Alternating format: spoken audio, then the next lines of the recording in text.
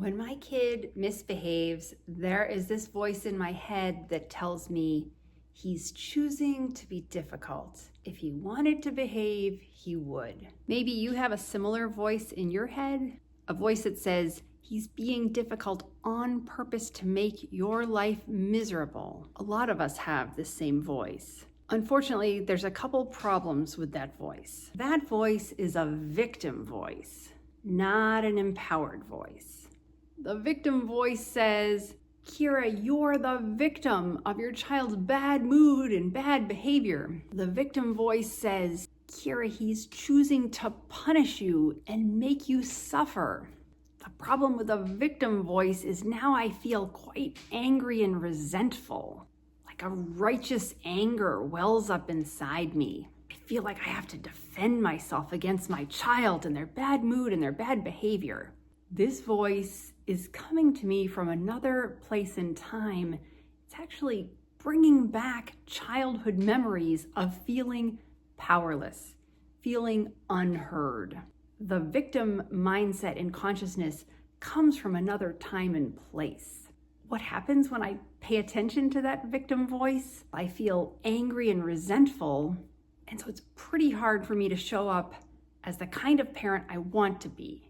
Compassionate, empathetic, understanding, peaceful, right? My heart is closed because I'm having to defend myself against all this kind of negativity. So it's very, very hard for me to show up open and compassionate. And when my heart is closed, I don't give my child the benefit of the doubt. I don't assume that they're a good kid with good intentions.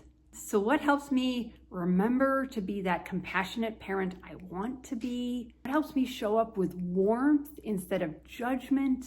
What helps me remember my child is having a hard time, they're not giving me a hard time. So the more that I can understand my child's point of view, the more I can show up with compassion. The more I can imagine the world from my child's point of view, the more I can show up with empathy. So for me, understanding more about what my child is going through allows me to step into an empowered mindset. And the empowered mindset is, my child is having a hard time. They're not giving me a hard time. They're having a hard time. I don't need to defend myself against my child. I can have an open heart. I can show up with compassion and love. So I hope that when you hear that victim voice in your head telling you your child is choosing to be difficult, you remember that that is a voice from the past. That is a trigger from your childhood experiences of feeling powerless and unheard and unseen. We're going to bring a different energy to our parenting right now. We're going to bring an open heart, an open mind, some curiosity.